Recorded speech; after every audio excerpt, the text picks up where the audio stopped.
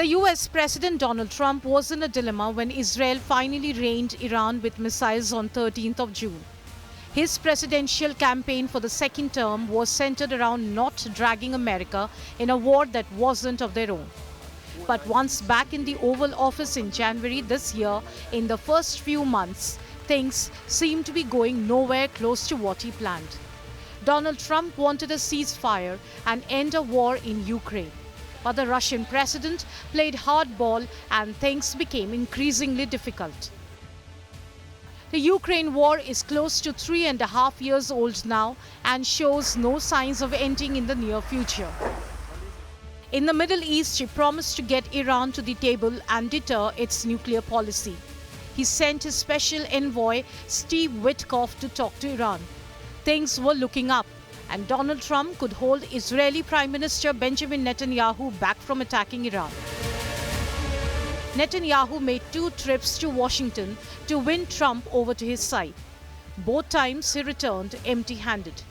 Trump insisted on giving diplomacy a chance and refused to back an offensive operation.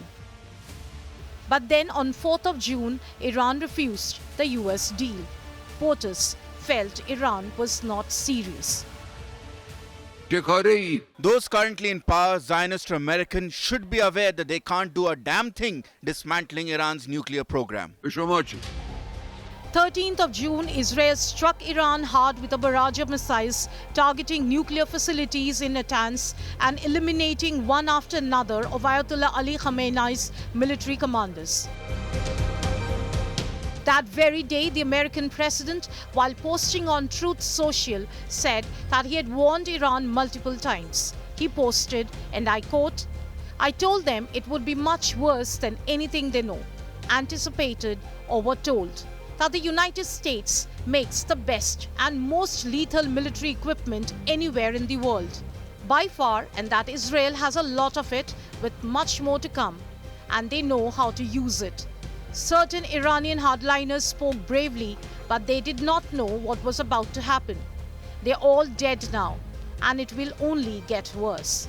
Unquote.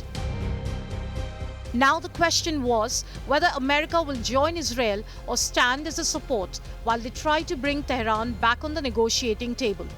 Iran refused to come to any talking terms till Israel stopped its strikes. They'd like to talk, but they should have done that before. I had 60 days, and they had 60 days, and on the 61st day I said, we don't have a deal.